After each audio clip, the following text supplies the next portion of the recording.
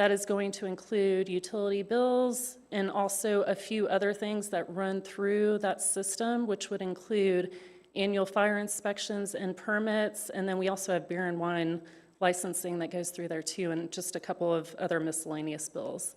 Then the other big one would be SDF fees. So we're looking at utility billing pretty much as a whole, which would include the SDF fees as well. And then another outcome would be that we're trying to maintain lower overall utility rates by ensuring credit card processing fees are paid only by customers who choose to use that payment method. And currently, we have a small percentage citywide that is using credit card payments. So that would help not to penalize the rest of the customers, and try to keep our rates lower. Our current payment channels and fee impact. So this kind of gives you an overview of all the revenue that we're collecting across all our different sources that are taken by credit card as an option. And this is ranked from largest to smallest, with utility billing being our greatest one. And that average credit card fee to the customer is about 3.15%. Then below that, we have the parking meters, parking garage. This one is 8.68%, and this is the one we were able to negotiate lower rates. So that will go in place immediately.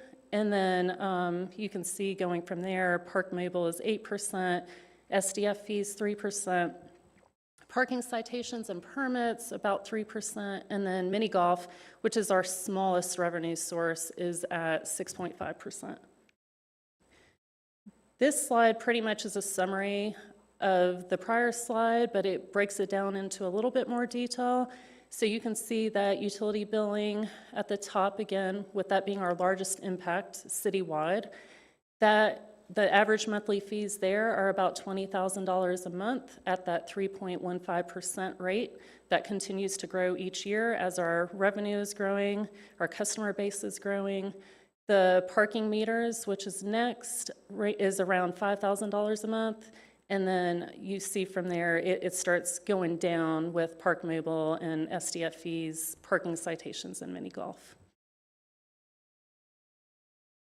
And then you can also see here that our parking meters, what's driving that rate up a little bit more than some of the other ones is the volume that we're seeing on the parking kiosk, and that those typically, the parking kiosk range about, or average about $3.50 a transaction. So the credit card companies will charge us a percent, and then along with the software, we're also paying a flat transaction amount, which is driving that up. So what's driving the cost? Again, that's going to be your smaller dollar transactions that are happening on the parking side. We have a lot of customers that are using high reward type credit cards. Those bring up the higher interchange fees across the board. And then we also have platform vendor pricing structures where, we're kind of set with that software, and it's hard to negotiate. And then, we're also looking at providing the best service that we can and trying to weigh all our different options. What we're recommending is to pass credit card processing fees on to the customer for the following. So we are recommending that we pass the payment or the credit card processing fees for payments made through the utility billing software. So again, that would include your utility bills, the annual fire inspection permits, et cetera, that go through that software. And then what this means for the customer is that we would be passing a 2.95% credit card or service fee to the customer, or a minimum of $1.95 per transaction. And then the only other recommendation that we're making at this time is to pass the fee of 3% to the customer for SDF fees. I have a question. So that passing on of fees only occurs if someone is using a credit card to make those payments. So if they're using their bank draft, or like they have it set up to automatically draft, then they would not pay that fee, correct? That is correct. Okay. It would only be credit card fees. And then this is, if we do take that recommendation, if we take that approach and we pass only the credit card fees on to the customer, then what we're looking at roughly based on our current credit card customers is about a 70% savings to the city, which is about $220,000 a year, at least with current rates. Crystal, when you say savings to the city, it's really to our ratepayers in this case, because that money is that all the ratepayers are paying to make up that difference versus the folks that are just using the credit cards. Correct. And based on our research, about 30% of customers are paying by credit card.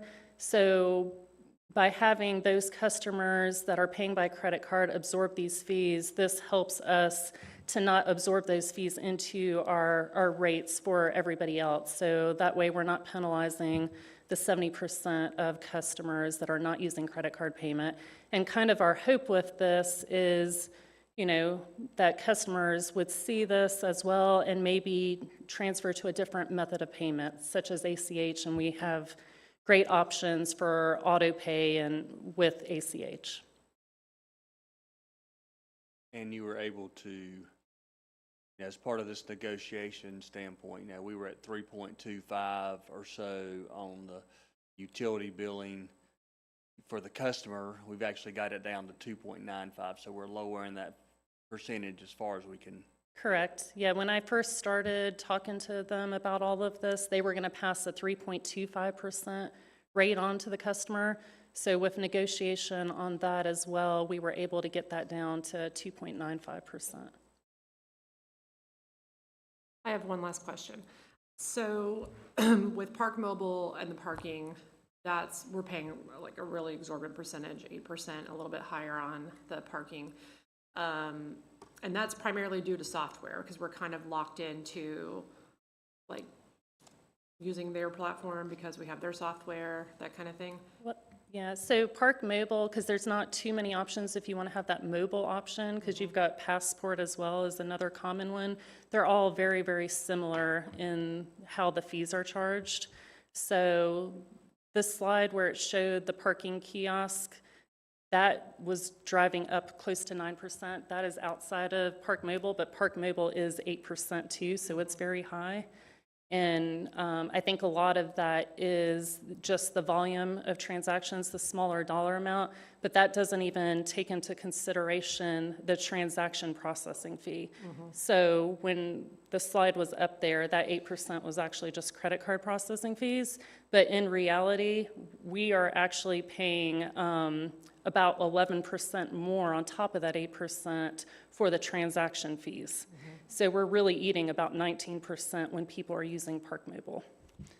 So at some point, does it make sense for the city to evaluate in the long term, is it more cost effective for us to completely change softwares altogether, make that investment when it could save us hundreds of thousands of dollars over the next decade in those fees? Like, is it something that we should consider or not? So I think there's two different scenarios.